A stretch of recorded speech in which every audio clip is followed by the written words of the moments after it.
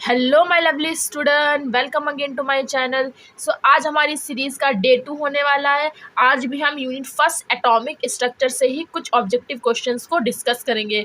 But पहले के comparison में यानी कि डे 1 के कंपैरिजन में आज के क्वेश्चंस कुछ लेवल हाई वाले होंगे। तो जल्दी से देखते हैं कि आज कौन कौन से क्वेश्चन आपके इम्पॉर्टेंट है for unit first atomic structure. ठीक, जल्दी से देखते हैं पहला क्वेश्चन क्या कह रहा है।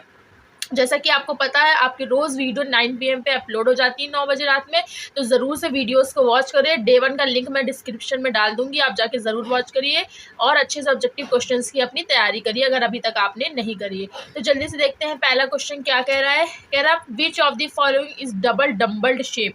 ठीक, अब इसमें शेप बताने की किसकी डबल डम्बल शेप होती है। तो एस ऑर्बिटल की स्फेरिकल होती है, पी ऑर्बिटल की क्या होती है, डम्बल्ड होती है, डी ऑर्बिटल की डबल डम्बल्ड होती है और एफ ऑर्बिटल की कॉम्प्लेक्स होती है। तो आपको ऑप्शन क्या हो जाएगा, ऑप्शन सी डी की शेप कैसी होती है, डबल डम्बल्ड शेप होती है। ठीक है, क्वेश्चन नंबर आपसे 2 कह रहा है Heisenberg uncertainty principle can be applied to. किस पे अप्लाइड होता है, आ क्रिकेट बॉल पे, कि आ फुटबॉल पे, कि आ जेट एरोप्लेन पर, कि एन इलेक्ट्रॉन पर। तो हाइजेनबर्ग का प्रिंसिपल इलेक्ट्रॉन पर अप्लाइड होता है। Question number D is the correct answer. Question number 3 देखते हैं total value of M for L is equal to 3, यानी कि हमें एम की वैल्यू बतानी है और टोटल वैल्यू बतानी है। तो टोटल वैल्यू निकालने का आपका रूल होता है 2l+1। ठीक, 2 इंटू और l की हमें कितनी वैल्यू दे दी गई, 3 दे दी गई है, तो 3 कर देंगे और +1 यानी कि 6 + 1 क्या हो जाएगा 7।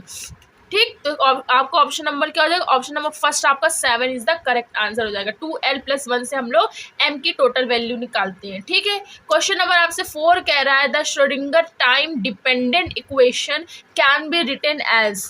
तो आपका करेक्ट आंसर होगा H psi is equal to E psi, यानी कि ऑप्शन ए आपका करेक्ट आंसर होगा। ठीक है, टाइम डिपेंडेंट इक्वेशन के लिए। जल्दी से देखते हैं क्वेश्चन नंबर आपसे 5 क्या कह रहा है। In the equation P square alpha Sai square D tau, इसमें पी किसके लिए स्टैंड करता है। तो पी किसके लिए स्टैंड करता है, प्रोबेबिलिटी के लिए। किसके, प्रोबेबिलिटी के लिए। ऑप्शन नंबर ए आपका राइट आंसर है। सो क्वेश्चन नंबर 6 देखते हैं। क्वेश्चन नंबर 6 कह रहा है wave function is shown by the following symbol. जो आपका वेव फंक्शन होता है वो किस सिंबल से रिप्रेजेंट किया जाता है। तो वेव फंक्शन को हम लोग साई से रिप्रेजेंट करते हैं। Option number D is the right answer होगा। क्वेश्चन नंबर 7 आपसे कह रहा है effective nuclear charge for an sodium के लिए क्या होगा, इफेक्टिव न्यूक्लियर चार्ज। तो the right answer is +1। Effective nuclear charge sodium का कितना होता है, +1 होता है। ओके, मैं पेज टर्न कर रही हूँ। क्वेश्चन नंबर 8 आपसे कह रहा है tellurium is the number of the group. तो किस ग्रुप का नंबर है टेल्यूरियम, तो क्या है, ग्रुप नंबर 16 का है टेल्यूरियम। ठीक है, क्वेश्चन नंबर 9 आपसे कह रहा है correct value of N and L for 2p orbital के लिए एन और एल का मान बताना है। इसके लिए 2p ऑर्बिटल के लिए, यानी कि ये तो हमारी प्रिंसिपल क्वांटम नंबर हो गई, यानी कि n इज इक्वल टू 2 आ गया। अब हमें किसका मान बताना है, l का मान बताना है। तो l का मान कैसे लिखते हैं हम लोग, l इज इक्वल टू 0 1 2 3। अगर 0 है तो वो s होता है, 1 है तो वो p ऑर्बिटल के लिए होता है, 2 3 ऑर्बिटल के लिए, d ऑर्बिटल के होता है और 3 f ऑर्बिटल के होता है l की वैल्यू। यानी कि यहाँ पे p ऑर्बिटल है तो l की वैल्यू क्या आ जाएगी, 1 आ जाएगी। एल की वैल्यू क्या आ जाएगी, 1 आ जाएगी। देखो कौन सा हम लोग का ऑप्शन मैच करता है। तो n is equal to 2, l is equal to 1, तो ऑप्शन नंबर सी आपका क्या होगा, करेक्ट आंसर होगा। ठीक है, इस तरीके से आपको क्वांटम नंबर्स निकालना आना चाहिए value. The number of unpaired electron in nickel plus plus, यानी कि निकिल का आपका 28 होता है एटॉमिक नंबर।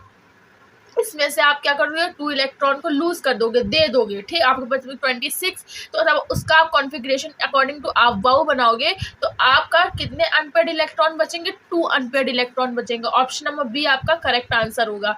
तो अब क्वेश्चन नंबर आपसे कह रहा है 11 कह रहा है द इलेक्ट्रॉन इज, इलेक्ट्रॉन कौन सा है, तो इलेक्ट्रॉन एक बीटा पार्टिकल है। ठीक है, 12 the wave number of electrons was verified by. तो वेव नेचर ऑफ इलेक्ट्रॉन को किसने वेरीफाइड करा था, तो डेविएशन एंड जर्मन ने वेरीफाइड करा था। आपका option number D correct answer है।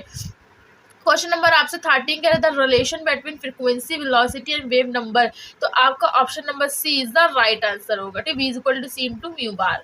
ठीक है, ऑप्शन नंबर 14 आपसे, क्वेश्चन नंबर 14 आपसे कह रहा है मैग्नेटिक क्वांटम नंबर शोज, यानी कि m is equal to magnetic quantum number क्या दिखाती है? Structure of orbital, shape of orbital, orientation of orbital in space and nuclear stability. तो ओरिएंटेशन दिखाती है, ऑप्शन नंबर सी आपका करेक्ट आंसर होगा। क्वेश्चन नंबर 15 कह रहा था equation delta X into delta P greater और equal than H upon 4 pi represent, तो क्या दिखाता है ये?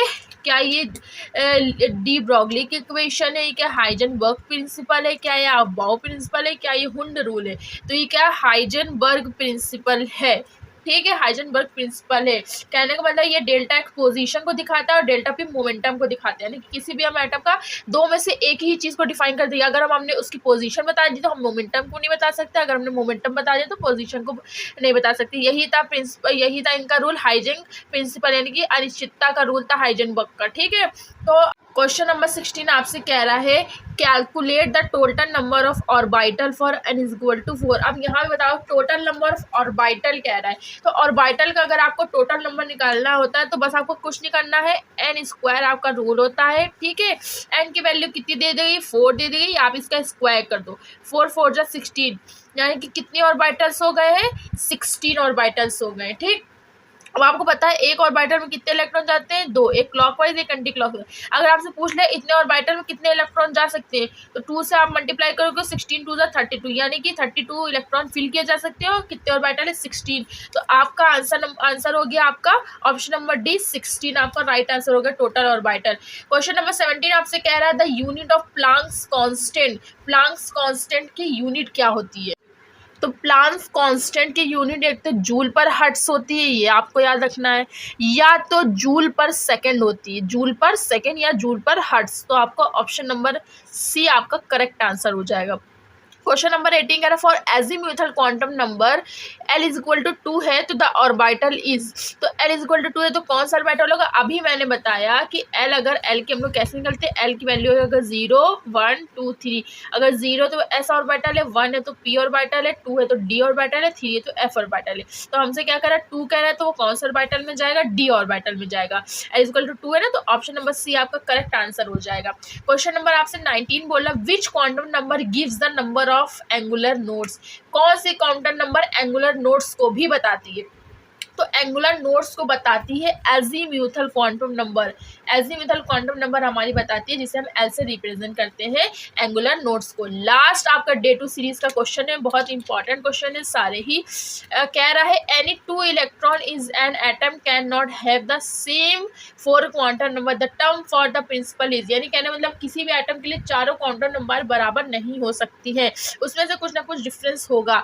तो ये आपका प्रिंसिपल कौन दे रहा है? क्या वो पॉली एक्सक्लूजन प्रिंसिपल है, क्या वो हुंड मल्टीप्लिसिटी रूल है, या अबाउ प्रिंसिपल है, या नन?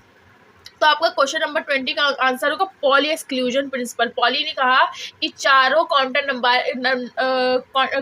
नंबर किसी भी एटम के लिए सेम नहीं हो सकते हैं, या तो कोई ना कोई एक क्वांटम नंबर डिफरेंस होगा। ठीक है, हुंड्स रूल क्या बताता है कि पहले सारे इलेक्ट्रॉन हमें क्लॉकवाइज भरने, अगर फिर ऑर्बिटल्स फिल हो जाते हैं तो हम उसको इलेक्ट्रॉन को एंटी क्लॉकवाइज फिल करेंगे। हुंड ने ये बताया।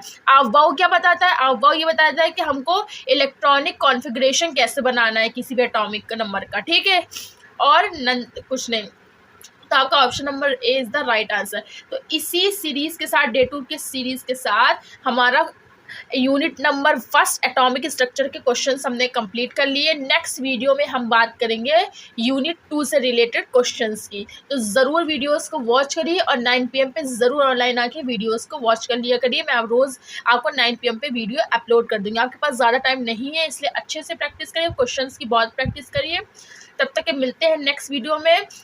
बाय बच्चों।